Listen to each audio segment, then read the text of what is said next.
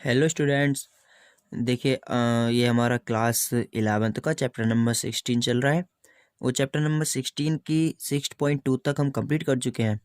आज हम इस वीडियो में 16.3 जो एक्सरसाइज होगी 16.3 उसके लिए हम इंट्रोडक्शन करने वाले हैं 16.3 का।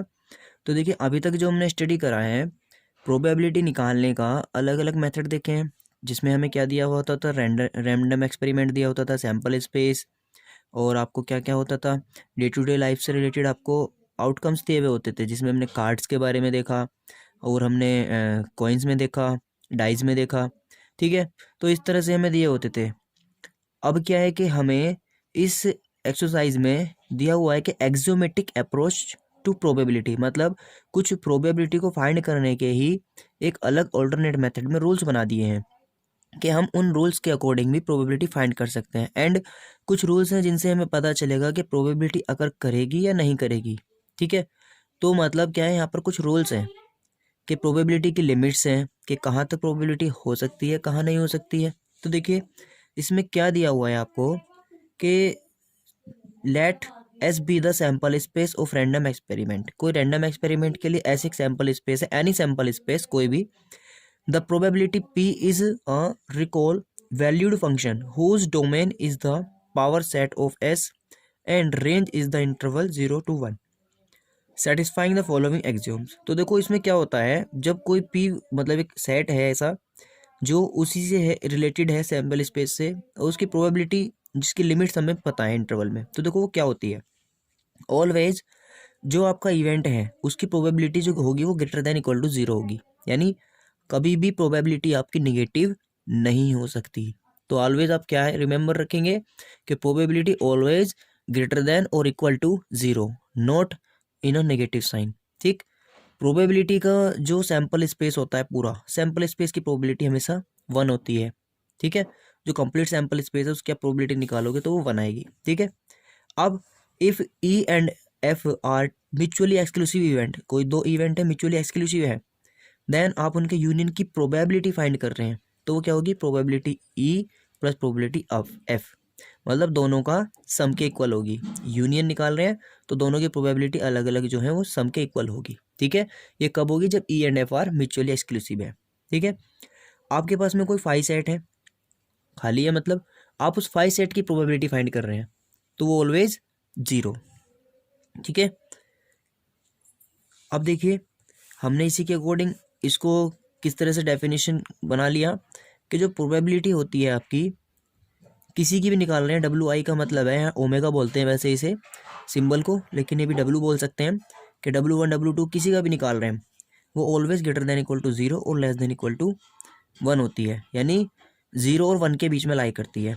0 हो सकती है 0 से बड़ी होगी, 1 हो सकती है 1 से छोटी, 1 से ज़्यादा कभी नहीं होगी, नेगेटिव कभी नहीं होगी। ठीक है, तो ये आपको ध्यान रखना है। और प्रोबेबिलिटी ऑफ, आप किसी एक ही सैम्पल स्पेस के सभी एलिमेंट की प्रोबेबिलिटी फाइंड करते हैं तो उन सब का सम इक्वल टू 1 होगा। ठीक, ये आपको ध्यान रखना है। ओके, चलिए अब हम देखिए इसी के अकॉर्डिंग करते हैं। देखिए आप यहाँ आ जाइए, हमने इसमें बनाया, ये देखो, एक्जियोमेट्रिक अप्रोच टू प्रोबेबिलिटी। सपोज कीजिए एक आपके पास में सैम्पल स्पेस है। ठीक है, सैम्पल स्पेस है S 1 2 3 4 5 6, प्रोबेबिलिटी ऑफ 1 क्या होगी, 1 के लिए निकालेंगे तो 1 के लिए 1/6, 2 के लिए 1/6, एक ही तो बार 2 आएगा, 3 के लिए 1/6, ये तो आपसे पहले क्या है, number of outcomes divide by total number of outcomes, favourable outcomes और टोटल, उससे निकाल रहे हैं, सबकी निकाल ली। अब देखो हमें क्या पता है कि प्रोबेबिलिटी हमेशा 0 और 1 के बीच में लाई करती है, और जो इन सब का सम होगा वो 1 होगा, तो हम प्रूफ कर रहे हैं। देखो इस बात को, प्रोबेबिलिटी ऑफ 1 2 3 4 5 6 सबका सम निकालो सम। तो अगर हम इनका सबका सम निकालते हैं, देखो यहाँ हमने निकाल रखा है, सॉरी यहाँ नहीं निकाल रखा, हम चलो निकाल कर दिखा देते हैं आपको। इन सब का सम निकालेंगे, यानी probability of 1 plus probability of 2, ऐसे करते जाएंगे प्रोबेबिलिटी ऑफ 6, तो कितना आएगा, 1/6 plus 1/6 plus 1/6 plus 1/6 plus 1/6 plus 1/6, तो कितने 1 2 3 4 5 6 है, तो 6/6 यानी 1 आ जाएगा। ठीक है, चलिए अब देखिए आपको इसमें एक ये भी चीज़ है कि जब कभी आपको एक सैम्पल स्पेस गिवन हो और आपको उसमें प्रोबेबिलिटी निकालनी हो केवल वो 1 की नहीं पूछ रहा, अब वो आपसे उसके अंदर 2 इवेंट की एक साथ पूछ रहा है, 2 एलिमेंट की। जैसे प्रोबेबिलिटी ऑफ 1 2, मतलब ओनली 1 की नहीं पूछ रहा या ओनली 2 की नहीं पूछ रहा, 1 और 2 ऐसे पूछ रहा है। यानी प्रोबेबिलिटी ऑफ x1 x2 किन्हीं भी 2 एलिमेंट्स के लिए पूछे तो आप क्या करेंगे, ऑलवेज दोनों की अलग अलग निकालेंगे और उनका सम निकाल देंगे। ठीक है, जैसे प्रोबेबिलिटी ऑफ 1 2 पूछा है तो प्रोबेबिलिटी ऑफ 1 निकालो, प्रोबेबिलिटी ऑफ 2 निकालो और दोनों को ऐड कर दो, यानी 1/6 1/6 1/3 आ जाएगा 2/6 से। ठीक है, और मान लो 3 दिए हो तो 3 एलिमेंट की पूछता, प्रोबेबिलिटी ऑफ 1 2 3, तो क्या करेंगे, probability of 1 plus probability of 2 probability of 3 और सबका ऐड कर देंगे, आपका आंसर आ जाएगा। ठीक है, चलिए और देखिए इसमें किस टाइप के क्वेश्चन हैं। मान लीजिएगा आपको फाइंड करनी है probability of A union B, मतलब ए और बी, और का मतलब बताया था यूनियन, तो अब वहाँ तो हमने सीखा था ए यूनियन बी कैसे फाइंड करते हैं। ठीक है, यहाँ उसकी प्रोबेबिलिटी निकालनी है। तो देखो सपोज ऐसा आपका एग्जाम्पल इस पेज, ए आपका कोई सेट, बी आपका कोई सेट, तो पहले ए यूनियन बी निकाला, इसके अंदर आया 1 2 3 4 5। ठीक है, तो देखो इसमें कितने नंबर ऑफ एलिमेंट्स हैं यूनियन में, 1 2 3 4 5 है।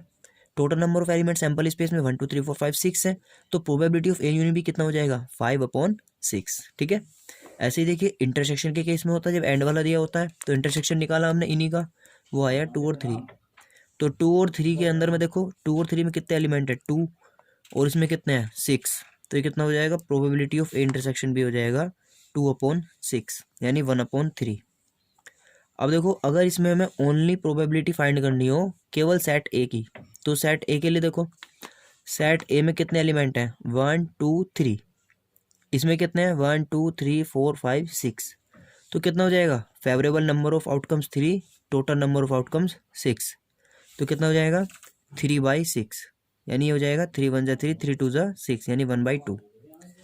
और only probability of B find करनी हो तो बी के अंदर के एलिमेंट देखेंगे 2 3 4 5, और ये कितना हो जाएगा 1 2 3 4 5 6, फेवरेबल नंबर ऑफ आउटकम्स कितने हैं 4, टोटल नंबर ऑफ आउटकम 6, तो कितना हो जाएगा 4/6, यानी 2/3।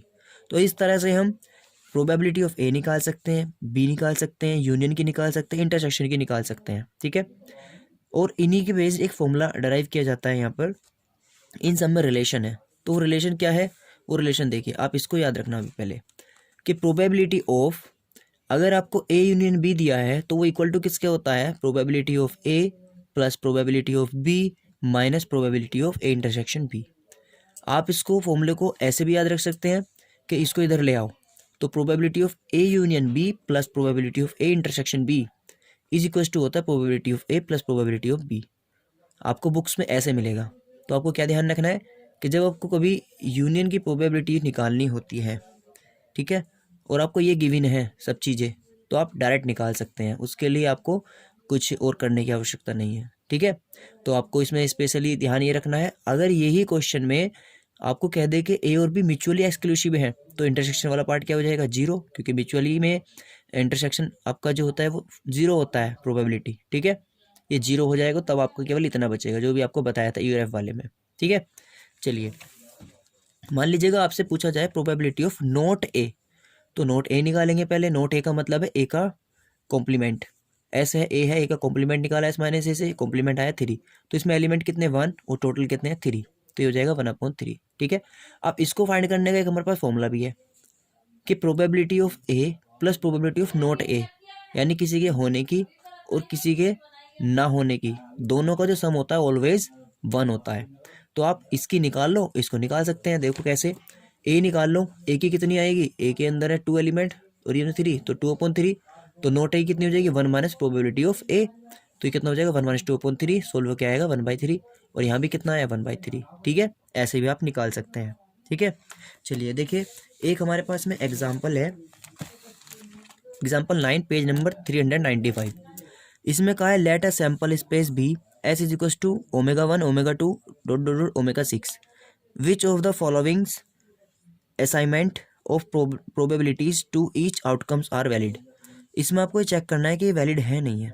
देखो हमें क्या करना है, ये ω1 ω2 6 दे रखे हैं, A B C D E F, इनमें से कौन वैलिड है वो देखना है। तो देखो इन सब का सम करके देखो, सबका सम करेंगे तो 6/6 आएगा, 1 आएगा। तो यानी ये प्रोबेबिलिटी के लिए जब चेक करोगे दो चीज़ चेक करना कि ईच की प्रोबेबिलिटी सभी की 0 और 1 के बीच में लाई करनी चाहिए और सबका सम 1 होना चाहिए, निगेटिव ना हो ये। तो सबका सम 1 है, सबके सब पॉजिटिव है, 0 और 1 के बीच में लाई कर रही है, तो ये वाला असाइनमेंट आपका राइट हो गया, यानी ये लाइक कर जाएगा, ये सही है। इसमें चेक करो, प्रोबेबिलिटी 0 हो सकती है, ठीक है, 1 हो सकती है, इन सब का सम करेंगे वो भी 1 आएगा, यानी ये भी एग्जिस्ट कर जाएगा, ठीक, वैल्यूज। अब इन सब के लिए सबकी वैल्यू में इसको चेक करो, 1/8, 2/3, 1/3, 1/3, माइनस है।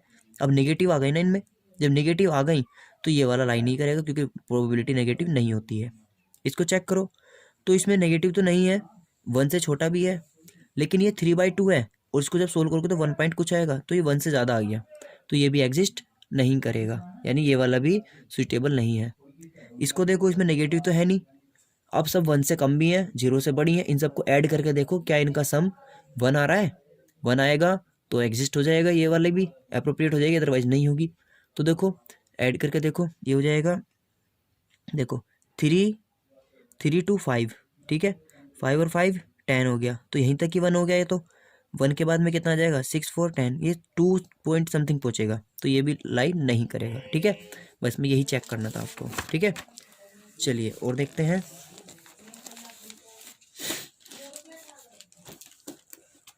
देखो तो आपको क्या ध्यान रखना है, एक देखो एग्जाम्पल आपका 10 है, एग्जाम्पल 10 में आपसे कहा है, देखो इसको देख लेते हैं,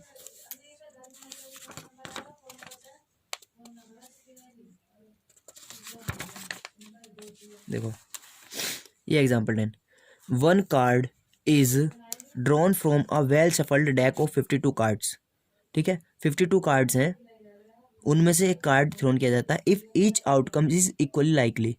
देखो इक्वली लाइकली का मतलब ये होता है कि सबकी जो प्रोबेबिलिटी है, चांसेस है निकलने की, वो 50-50 है, इक्वली है, ठीक है।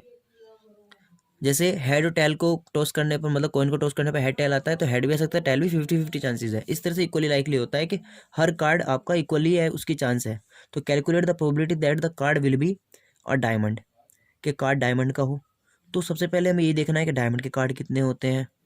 नोटा एस कह रहा है, तो एस का देख लो, उसको 1 में सब्ट्रैक्ट करके नोटा एस का मिल जाएगा, ठीक है। इस तरह से हमें इसको निकालना है। तो देखो मैं आपको बताता हूँ कैसे डायमंड का देखना है। तो डायमंड के लिए number of favourable outcomes divide by total number of outcomes. Diamond के कार्ड्स होते कितने हैं, 13 होते हैं, सभी के 13 थे, अपॉन 52, 1/4 आंसर आ जाएगा। फिर निकालना है probability of note and S. Note and S के लिए एस की निकाल लो पहले, एस कितने होते हैं आपके, 4 ही तो होते हैं, इक्के जो होते हैं, इक्के 4 होते हैं, 4 इक्के, चारों के अंदर 4/52, तो आ जाएगा 1/13। अब नोट एन एस का निकालना था हमें, तो probability of S plus probability of not in S, तो नोट एन एस का हो जाएगा 1 माइनस प्रोबेबिलिटी ऑफ एस, ये आ जाएगा 1 माइनस 1/13, और ये हो जाएगा 13 माइनस 1/13, यानी 12/13। ऐसे ही आपसे थर्ड पार्ट में पूछा है प्रोबेबिलिटी ऑफ ब्लैक कार्ड्स, तो ब्लैक कार्ड्स कितने हो जाएंगे 26, तो टोटल कितने हैं 52, 26/52, ये आ जाएगा 1/2। ऐसे ही आपका नेक्स्ट है, ये हो जाएगा probability of note and diamond. तो डायमंड का भी हमने निकाला था, तो उसी फॉर्मूले से क्या हो जाएगा, probability of diamond plus probability of diamond not is equal to 1। तो कितना है ये देखो, यहाँ पे तभी निकाला था, ये था 13/52, तो इसी को क्या कर लेंगे, ये हो जाएगा 13/52, और ये आ जाएगा आपका सोल्व करके 1/4, ठीक है। नोट डायमंड के लिए कितना हो जाएगा, ये निकाल के दिखाया इसमें, 1 माइनस 1/4 करेंगे तो सोल्व होके एलसीएम लेके हो जाएगा 4 1 जा 4 माइनस 1 यानी 3/4, ठीक है। चलिए देखो एक इसका लास्ट पार्ट है, इसमें है नोट अ ब्लैक कार्ड। तो इसमें भी क्या करेंगे, हम पहले ब्लैक कार्ड का निकाल लेंगे और उसके बाद में 1 में सब्ट्रैक्ट कर लेंगे।